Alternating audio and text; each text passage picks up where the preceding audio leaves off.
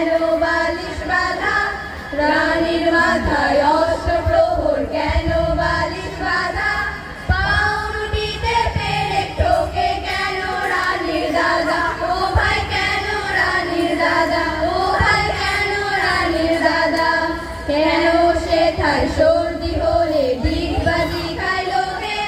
কেন সেথায় সর্দি হলে ডিগবাজি খাইলো কে